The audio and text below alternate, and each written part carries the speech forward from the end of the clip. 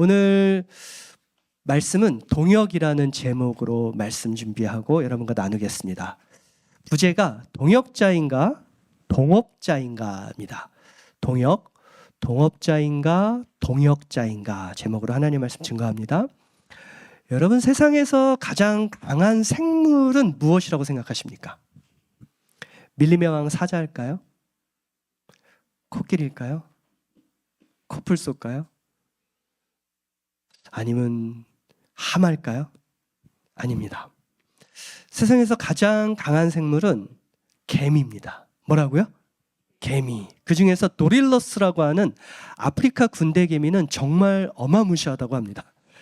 도릴러스 여왕개미는요, 한 달에 약 100만 개의 알을 낳는다고 해요. 번식력이 대단하죠. 그런데 이 여왕개미 하나가 한 달에 100만 개 알을 낳아요. 그러니까 얘네들이 얼마나 많은 숫자인지 짐작이 되시겠죠. 근데 얘네들은 홀로 다니지 않고요, 떼를 지어서 다닌다고 합니다. 항상. 그래서 최대 2천만 마리가 한 행렬로 다닌다고 해요. 그래서 도릴러스 개미떼 행렬을 추적한 곤충학자들이 측량을 해보니까 그 행렬 길이가 약 4km쯤 된대요. 얘네가 지나가면 4km의 행렬로 2천만 마리가 함께 쫙 다니는 거예요. 여러분, 그런데 얘들이 정말 무서운 거는 이 도릴러스 개미떼는 거의 시력이 없다는 겁니다. 누가 제일 무서운 사람입니까? 눈에 뵈는 게 없는 인간이잖아요. 도릴러스 떼가 지나가면 밀림의 맹수들은 어떻게 할까요? 피하기 급하다고 합니다. 사자의 털갈퀴 속으로 수백만 마리가 들어간다고 생각해 보십시오. 하마의 콧구멍 속으로 수천만 마리가 기어 들어간다고 생각해 보세요. 코끼리 등에 떼로 올라가서 수억 번 물어뜯는다고 생각해 보세요. 여러분, 아무리 코끼리, 사자, 코뿔소, 하마 상관없어. 덩치가 아무리 커도요, 이 도릴러스 떼가 지나가는 데 있으면 피하지 않고 부딪히면 지독한 고문을 당하다 죽는 수밖에 없습니다. 자기보다 수백 배, 수천 배 덩치가 큰 사자와 코끼리를 두렵게 하고 무너뜨릴 수 있는 힘, 어디서 나옵니까? 바로 동역의 힘에서 나옵니다. 함께함, 동역의 힘. 한 사람의 힘을 객관적으로 측정하려면 그 한 사람만의 힘을 계량해서는 안 됩니다. 한 사람에게 10명의 동역자가 있으면 그 사람의 힘은 1이 아니라 몇이 되죠? 굉장히 좀 어려운 산수를 하고 있죠, 제가. 한 사람에게 10명의 동역자가 있으면 그 사람의 힘은 1이 아니라 11이에요. 1000명의 동역자가 있으면 그 사람의 힘은 1001이 되는 겁니다. 여러분, 이것이 바로 교회의 힘입니다. 교회의 능력이에요. 여러분이 사랑으로 섬기고 계신 이 교회의 힘 얼마나 된다고 생각하시죠? 대부분의 사람들은 교회에 등록 교인의 수를 세요. 이게 우리 교인의 힘이다. 또 헌금을 계산해요. 이게 우리 교회의 능력이다라고 해요. 그리고 공간의 평수를 재요. 그리고 이게 우리 교회의 한계다라고 해요.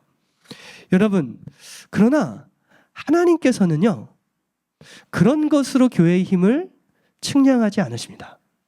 이 교회에 얼마나 진실한 동역자들이 있는가, 그것이 교회의 힘이고 그것이 교회의 능력이에요. 할렐루야.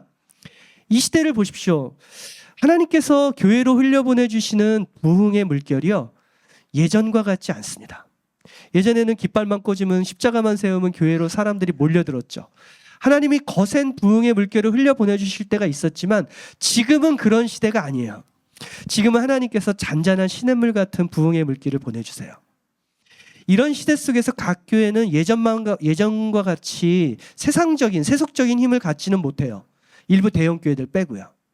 여러분, 그것이 우리의 열등감이 되어야 됩니까? 우리가 연약하다고 계속 말해야 되는 이유가 됩니까? 아닙니다. 교회가 세속적인 숫자의 힘을 잃어가는 이 시대 속에서, 그래서 많은 교회들이 선교에 대한 열정을 잃어버립니다.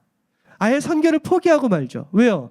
우리 교회 이 정도밖에 안 되는데, 이 정도 숫자, 이 정도 재정밖에 안 되는데 우리가 어떻게 밖으로 나가 선교를 하고 해. 우리 교회 챙기기도 바쁜데. 다 그 이유예요. 착각하고 있는 겁니다. 주 안에 사랑하는 여러분,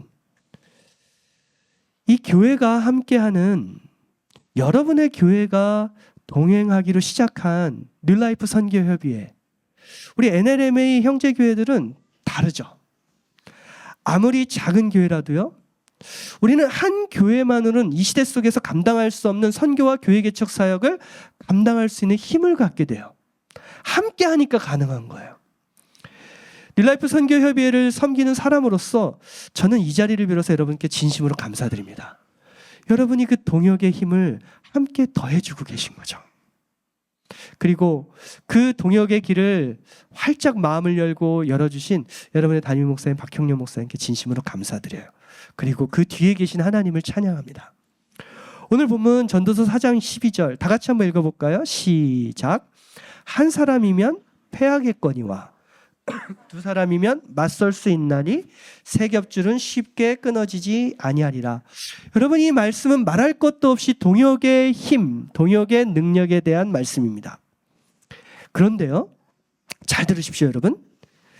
전도서의 이 유명한 교훈이 단지 우리가 힘을 합치면 더 강력해질 수 있다는 교훈. 우리나라 속담에 뭐가 있어요? 백지장도 맞들면 낫다. 이런 세상의 상식적인 교훈 훨씬 그 이상의 의미를 담고 있다는 것을 여러분과 이 시간 좀 나누고 싶습니다. 여러분, 우리 모두가 잘 알듯이요, 전도자는 해 아래서의 모든 수고, 모든 성취는 헛되도다 선언했죠. 전도서 1장 한번 펴보시겠습니까? 전도서 1장 2절 전도자가 이르되 헛되니 모른 것이 헛되도다. 그래서 어떤 분들은 전도자는 허무주의를 조장하는 건가? 라고 오해하는 경우가 종종 있죠. 그런데 여러분, 전도서 1장 2절에 헛되다고 계속 이야기하면서 3절에 뭐라고 얘기하냐면요, 해 아래서의 수고가 헛되다라고 선언을 해요. 이 해 아래서는 전도서를 쭉 살펴보면 계속 나오는 수고예요. 여러분, 전도자가 과연 이 성경이 허무주의를 우리에게 이 땅의 삶은 별로 다 소용없어, 그러니까 그냥 죽어서 가는 천국만 기다려, 이렇게 허무주의를, 이 땅의 삶이 가치 없다라는 허무주의를 조장하는 책일까요? 성경이 그럴 리가 없잖아요. 여러분, 이 말씀을 바르게 이해하기 위해서는 우리가 방금 살펴본 전도서 특유의 수고인 해 아래서, 뭐라고요? 해 아래서의 수고, 해 아래서라는 이 수고를 여러분들이 아셔야 돼요. 그래야지만 이 말씀이 풀려요. 주안의 사랑하는 여러분, 해 아래서의 세상이 있다면 어느 세상이 있을까요? 해 위에 영원한 세상이 있어요. 그게 성경의 진술이죠.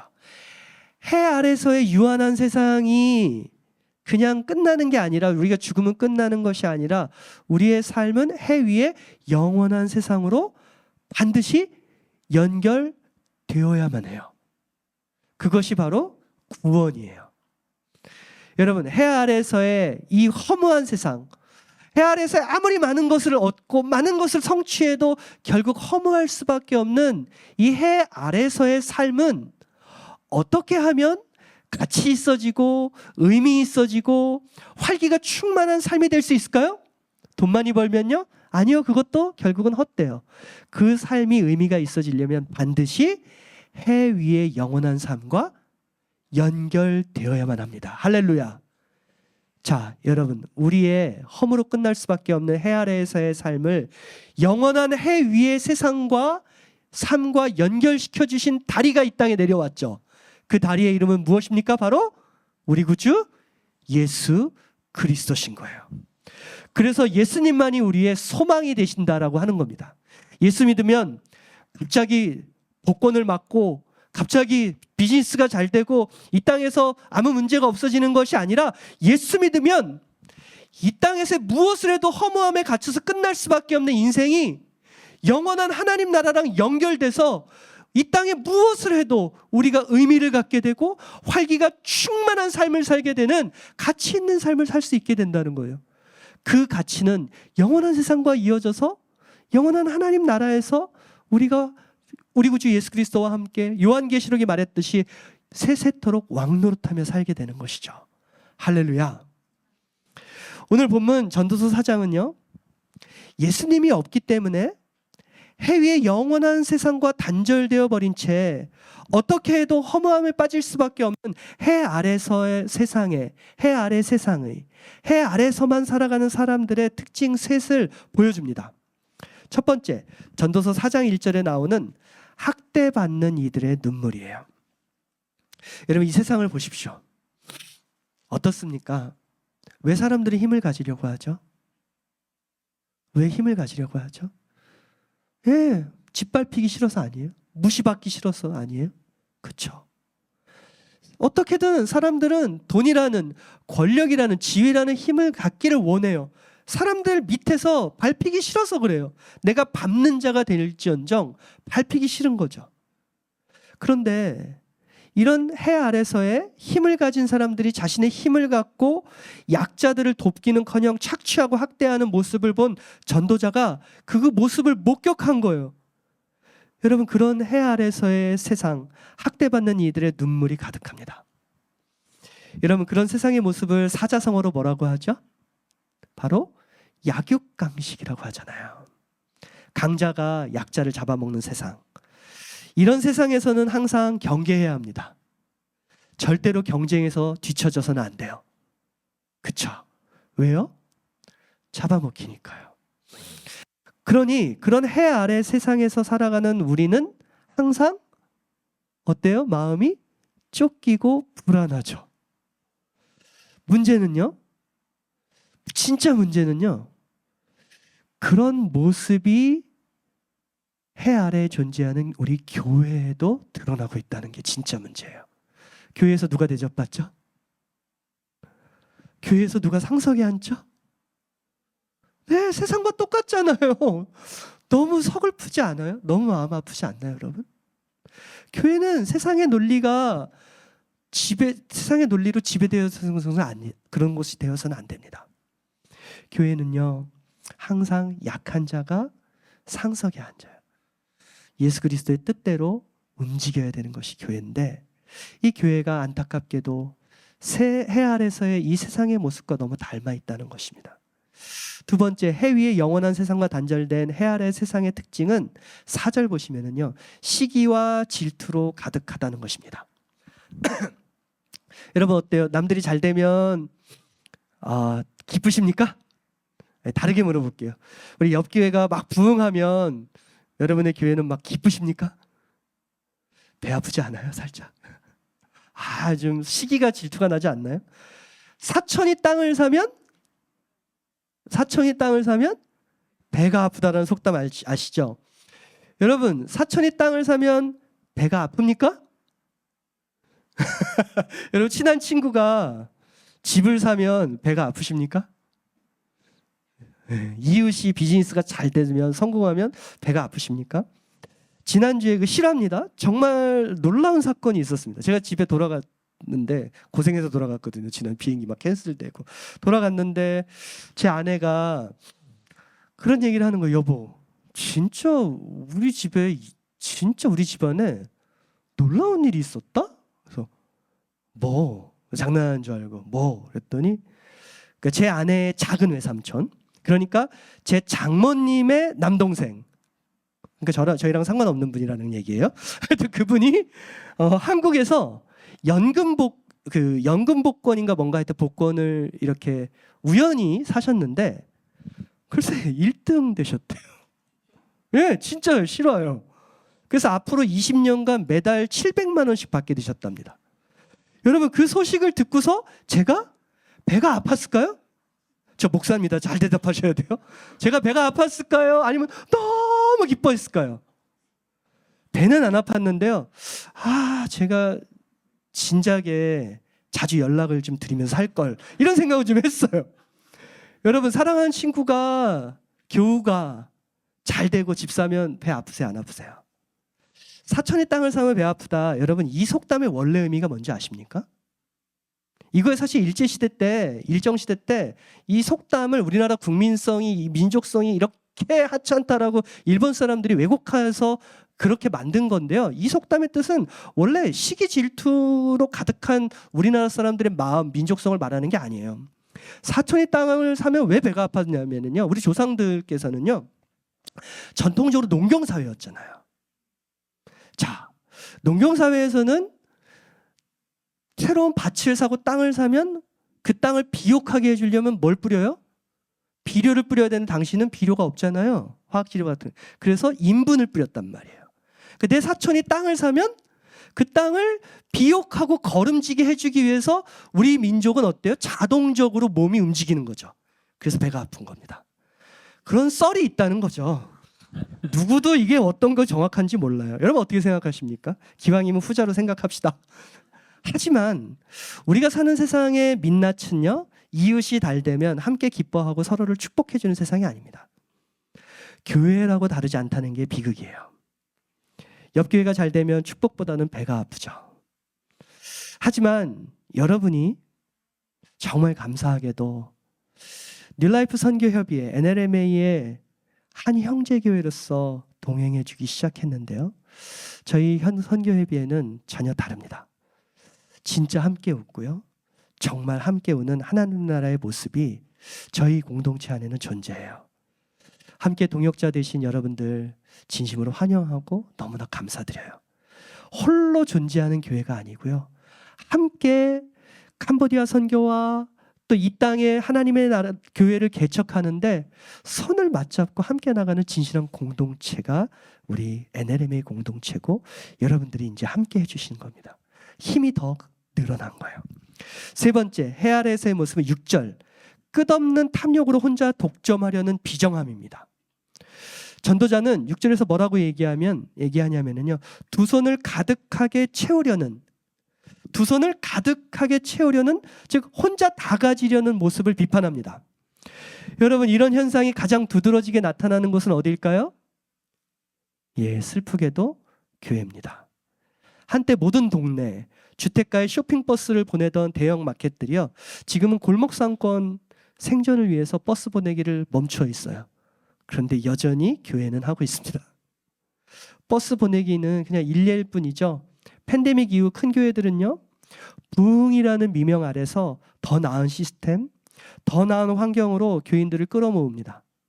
제가 작은 교회와 동행과 상생이라는 컨퍼런스에 이제 작은 교회의 대표자로서 직접 보이스를 듣고 싶다 그래서 저를 부르셨었어요. 재작년에 제가 가서 이렇게 이야기했습니다.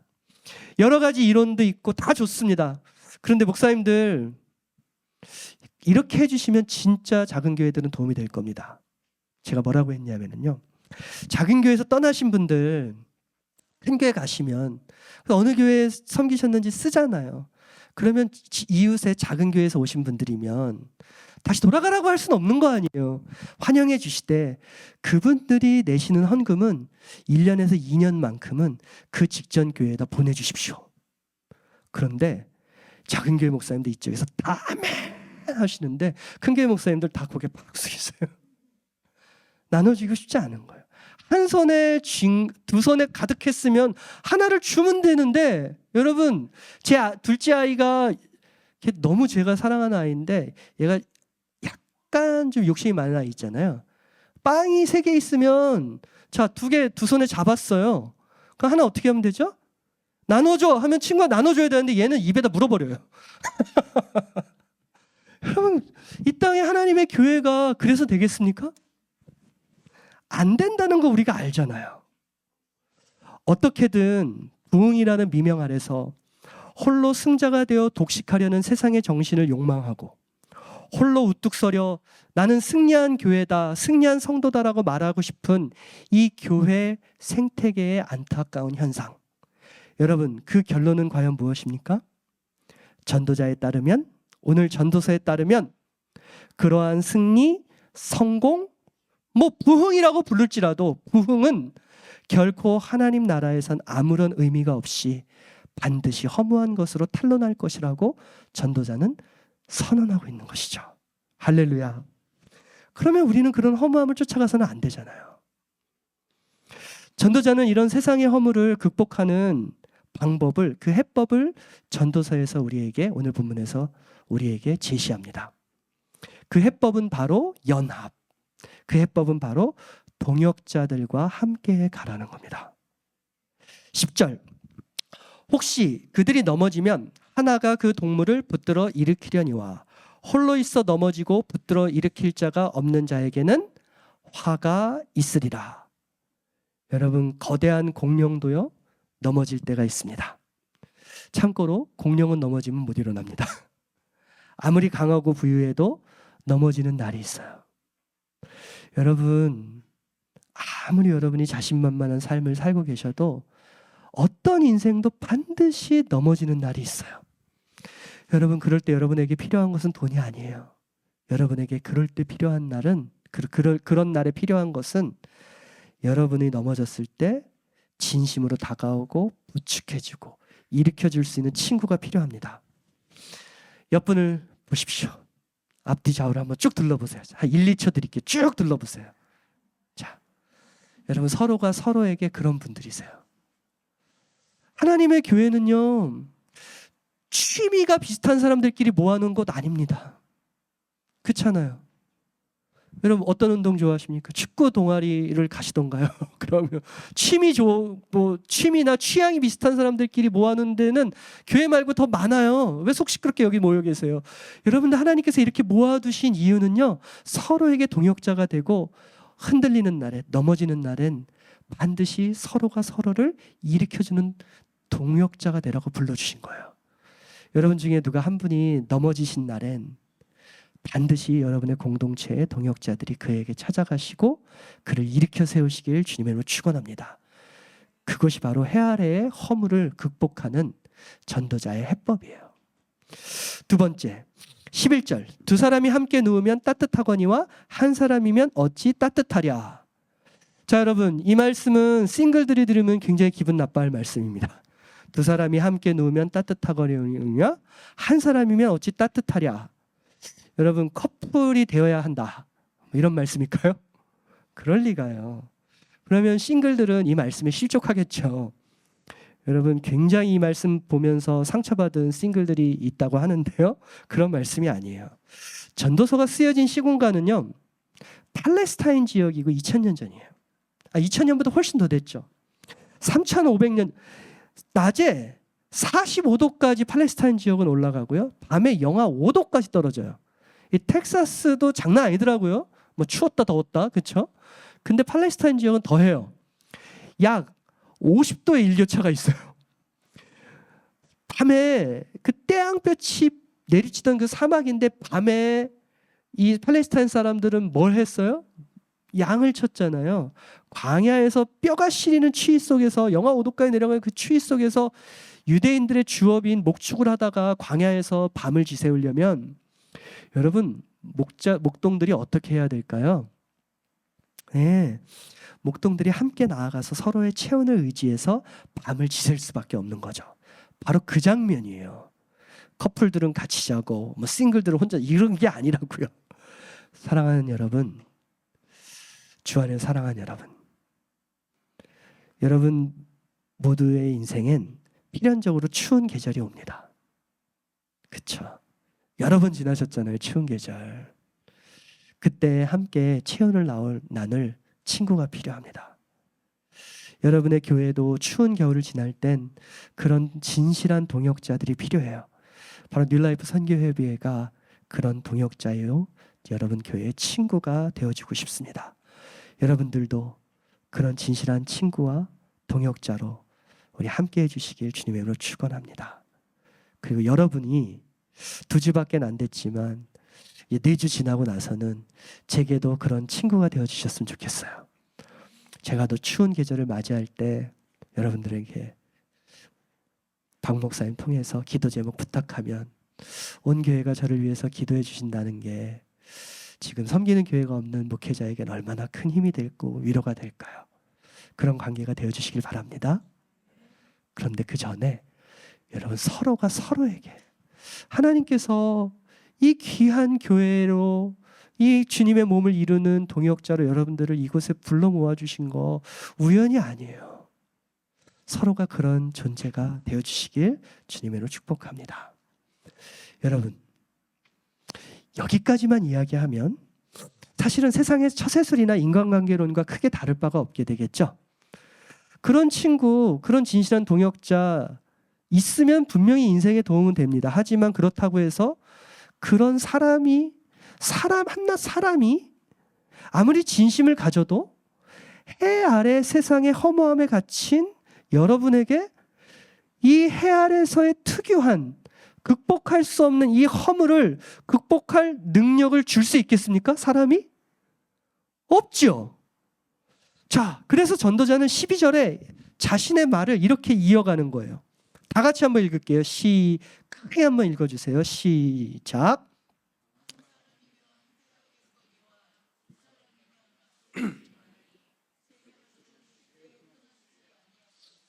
자, 저는 초두에 백지장도 맞들면 낫다. 그 훨씬 이상의 의미라고 했죠.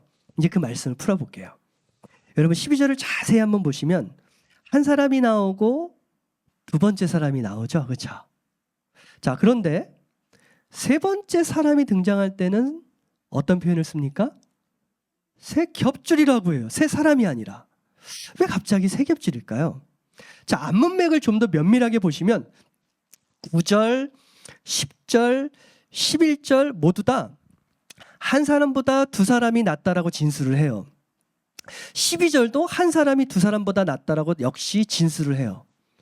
그러면 세 번째 사람은 두 사람보다 세 사람이 낫다 해야 되는데 그렇게 말하지 않아요. 성경은 세 번째 사람이 아니라 세 겹줄이라고 해요. 그리고 이 세 겹줄은 한 사람과 두 사람이 함께 있고 동역하고 그 다음에 세 번째 어떤 존재가 결합돼서 세 겹줄이 되면 그것은 절대 끊어지지 않는다라고 말을 해요. 이게 과연 무엇일까요? 초대교회는요, 전통적으로 이 본문을 마태복음 18장 20절의 빛 아래서 기독론적으로 해석해 왔어요.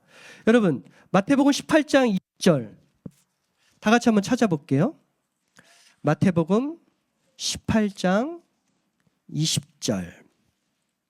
우리 다 그냥 암송할까요? 다 아시죠? 다 같이 암송. 시험에 들게 하나요, 제가? 18장 20절 다 같이 한번 읽겠습니다. 시작.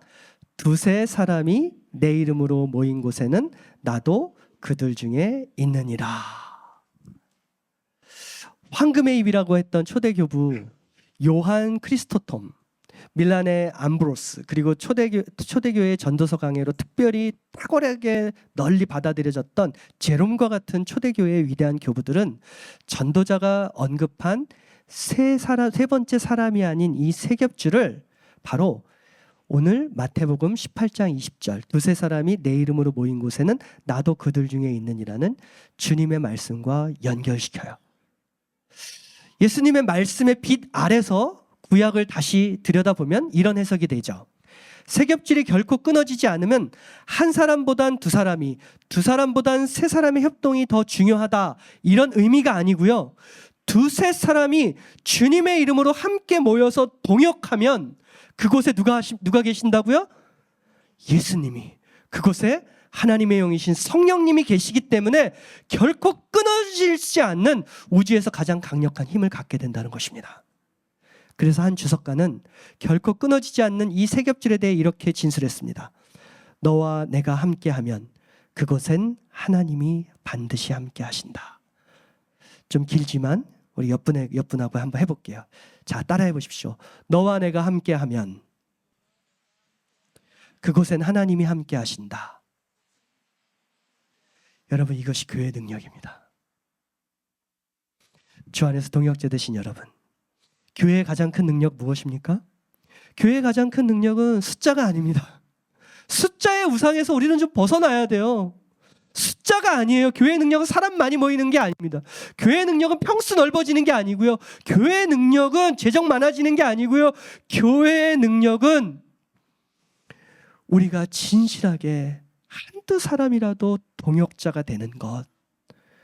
그래서 그곳에 세상 모든 힘을 합친 것보다 더 강력하신 전능하신 하나님이 함께 하시는 것, 바로 그것이 교회의 능력이에요. 할렐루야. 그래서 두 사람이라도 아무리 작은 공동체라도 진심으로 주 안에서 동역하면 그곳에 하나님이 함께 하시기 때문에 세상이 어떻게 평가하든지 그것이 하나님의 눈에는 가장 강력한 교회가 되는 것임을 믿으시길 축원합니다. 리스타트 교회는 그런 의미에서 이 세상에서 가장 강력한 교회가 될 수 있어요. 여러분이 진정으로 동역하실 때요. 서로의 성공과 나아짐을 기뻐하고 서로의 추운 계절에 서로에게 체온을 나눠주는, 서로가 넘어진 날에 일으켜줄 수 있는 그런 진실한 동역자가 된다면 이 교회는 뭐 수만 명 모이는 교회보다 하나님 보시기에 더 강력한 교회입니다. 여러분, 하나님이 함께 하시면 이 세상에 해 아래서의 그 어떤 사역, 그 어떤 부흥으로도 결코 닿을 수 없는 저 해 위의 영원한 세상과 연결되는, 실로 결코 소멸되지 않는 영원한 의미로 연결되는 사명을 여러분들이 감당할 수 있게 되는 것이에요. 그런 교회가 여러분의 교회 되시길 주님으로 축복합니다. 저는 서두에 한 사람의 능력을 객관적으로 측량하려면 그 한 사람의 힘만을 재서는 안 되고 그 한 사람과 함께하는 동역자들의 힘을 함께 계산해야지만 정당하다라고 이야기 드렸죠. 즉, 일의 힘을 가진 사람이 일의 힘을 가진 동역자 10명이 있다면 그 사람의 힘은 무엇이에요? 11이 되죠.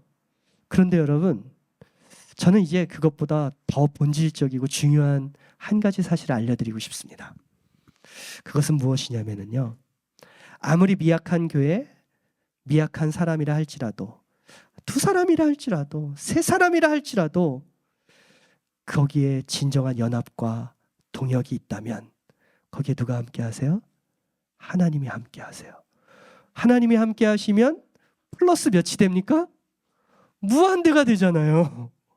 무한대의 힘을 가지신 하나님의 능력을 다운로드 받으십시오. 사람들끼리 모여서 뭘 하겠습니까? NLMA가 14개 교회가 이제 연합을 하고 있어요. 여러분의 교회까지 들어오셔서 20개 교회, 30개 교회 되는 거 중요한 게 아닙니다. 그래서 뭐 하겠습니까? 사역만 커지고 저만 힘들지, 제가 선교 담당하니까. 그렇잖아요. 여러분, 그런 게 중요한 게 아니에요. 몇 교회든 함께 그 교회가 진실하게 동역자가 되면 거기에 누가 함께 하신다고요? 무한대이신 하나님이 함께 하시는 거예요. 그게 능력이잖아요. 그게 교회의 힘이잖아요.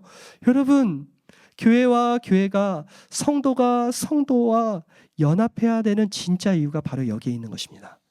저는 오늘 리스타트 교회가 그 동역의 힘, 연합의 신비한 비밀, 그 능력을 결코 잃어버리지 않으시길 축원합니다. 마지막으로 한 가지를 말씀드린 후에 말씀을 좀 정리할까요? 그러니까 불교에서는요, 스님들을 두 스님으로 구분을 합니다. 한 부류의 스님은 이판승, 한 부류의 스님은 사판승이라고 구분을 해요. 한자를 보시면 이판승은 이치할 때 이를 쓰고요, 사판승의 사는 일사자를 쓰죠. 즉, 속세를 떠나서 은둔하면서 이렇게 딱 가부좌 틀으시고 벽 보시면서 맨날 경전 읽으시고 참선하시는 스님들 계시잖아요. 이런 스님들을 이치를 판단한다 해서 이판승이라고 불러요. 그런데 이판승만 있으면 불가가 존속이 가능하겠습니까? 살림을 살아야 되잖아요. 밖에 나가서 시주도 받아오고. 제가 주일에 자꾸 불가 얘기해서 죄송합니다, 여러분. 사찰의 존속을 위해서 생산에 종사하고요, 사찰의 살림을 맡는 스님들을 사판승이라고 구분하여 불러요. 그런데 역사적으로 이판승들과 사판승들은 사이가 별로 안 좋았습니다. 왜 안 좋았을까요? 불가에서 누가 더 중요하냐, 이런 것 때문에 싸웠던 거죠. 한쪽은 야, 니들이 없으면 이 진리를 누가 캐? 이쪽에서는요, 야, 우리가 없으면 누가 먹여 살려? 이런 싸움이 있잖아요.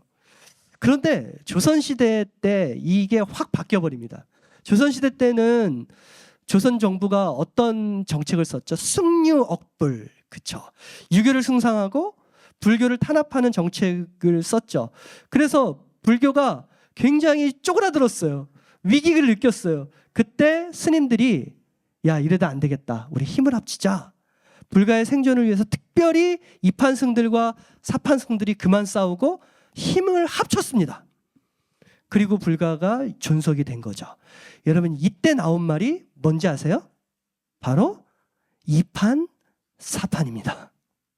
이판사판. 그런데 우리는 이판사판을 전혀 반대 의미로 사용하고 계시죠? 그렇죠? 이판사판에다가 많은 분들이 아예 아싸리판까지 붙이시더라고요. 이판사판 아싸리판이다. 그런데 불교계에서는 지금도 이 용어를 바로잡으려고 노력 중이라고 해요. 아무튼요, 이판사판 이것은요 모두 힘을 합쳐서 진실한 동역을 해야 살아남을 수 있다. 좋은 말이에요. 여러분, 하나님의 교회가 행복하고 하나님의 교회가 하나님이 기뻐하시는 부흥을 이루기 위해서는 반드시 뭐 해야 됩니까? 이판사판 하셔야 돼요. 자, 여러분 앞뒤좌우로 2분 이상 이판사판 합시다. 시작. 이판사판 합시다. 이판사판 합시다. 여러분 건강한 교회는 이판사판하는 교회입니다. 하나님이 기뻐하시는 교회는 이판사판하는 교회예요. 여러분 리스타트 교회 이판사판하는 교회가 되어셔야 돼요. 말씀을 가르치고 전하는 목사들만 홀로 교회를 세우는 게 아닙니다. 여러분 한 분 한 분의 지혜와 여러분 한 분 한 분의 직업적 기술적 전문성이 하나님 나라 이 교회는 절대적으로 필요해요. 여러분 그런 상상 해보셨나요? 세상에 전부 다 목사만 있다라는 상상 해보셨나요? 안 해보셨겠죠? 지금 해보세요. 세상에 다 전부 다 목사예요. 어떠십니까? 이 세상이 너무 아름다워지시나요? 생각만 해도 막 다 목사님이야 좋으시나요? 저는 세상이 다 목사라는 상상만 해도 끔찍합니다. 아니 생각해 보십시오. 빵집에 갔는데 빵 좋아하니까 빵집에 갔는데 박형렬 목사님 빵을 구워서 목사님 오늘 잘 된 것 같습니다. 뭐 이런다고 생각해 보세요. 여러분 식당에 갔는데 박형렬 목사님이 요리를 막 하면서 여러분들에게 팔다고 생각해 보세요. 끔찍하지 않으세요? 여기까지는 괜찮은데 병원에 가서 수술 받으려고 딱 갔는데 박형렬 목사님이 갑자기 메스 들고 나와서 여러분이 말하는 걸 안심하십시오. 제가 어제 기도 많이 했으니까 오늘 수술 잘 될 겁니다. 여러분 그 병원 가고 싶으십니까? 비행기를 탔는데 여러분들이 한국 가는 비행기를 탔는데 거기에도 또 박형렬 목사님이 씩 웃으시면서 제가 기도 많이 했으니까 안전하게 한국까지 데려다 드리겠습니다. 기장이에요. 여러분 이런 세상 아름다우세요? 아니에요. 여러분 목사만 있는 교회도 마찬가지입니다. 목사만 존재감이 있고 목사만 홀로 섬기고 책임지는 교회는 절대로 아름답지도 건강할 수도 없습니다. 주 안에서 사랑하는 여러분, 주 안에서 사랑하는 여러분, 여러분은 성경 전체에서 최초이자 구약 성경에서 유일하게 성령 충만한 사람이었다고 기록된 사람의 이름을 아십니까? 성경 전체에서 최초로 성령 충만했다고 성경에 기록되어 있는 사람, 구약 성경에는 유일하게 성령으로 충만한 사람이었다고 기록되어 있는 사람, 그 사람의 이름은 출애굽기에 나오는 사람입니다. 그 이름은 무엇일까요? 모세가 아니에요. 부살렐이라는 사람입니다. 다 같이요. 부살렐. 예, 잘 모르시죠? 입에도 잘 안 붙잖아요.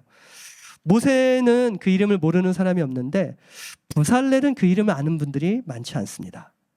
부살렐, 영어 성경은 그를 The Craftsman이라고 부르고요. 한국에서는 장인 부살렐로 불러요. Craftsman, 장인 무엇이에요? 손으로 만드는 사람이잖아요.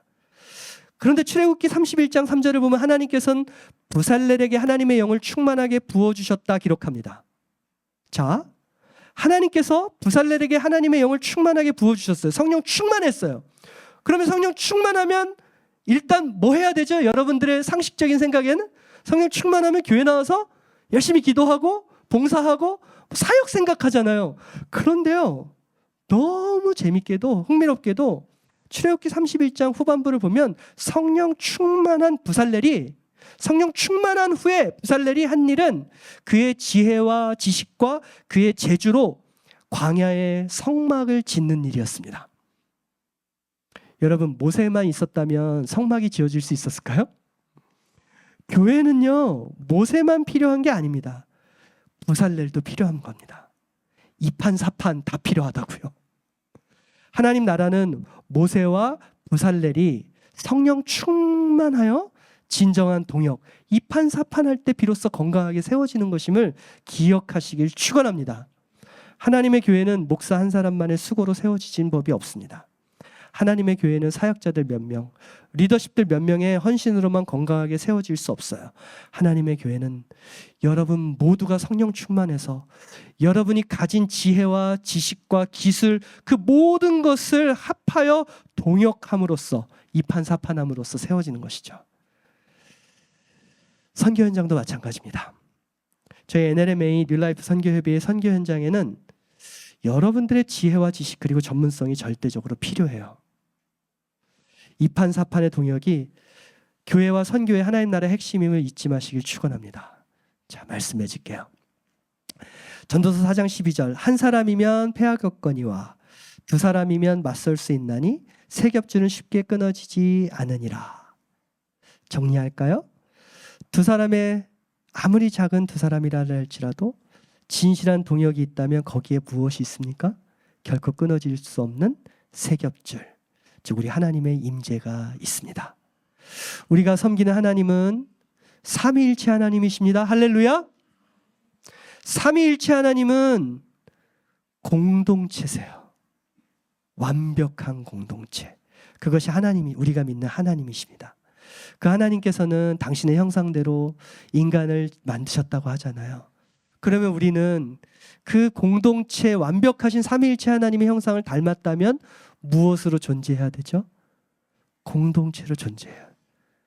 진실한 동역자로 함께 교회를 이루는 것, 그것이 바로 하나님 모습 보시기에 가장 아름다운 모습이고, 그런 모습만이 해 아래서의 허무한 세상을 극복하고 해 위의 영원한 세상과 연결되는 삶을 살 수 있는 자의 모습이라는 겁니다.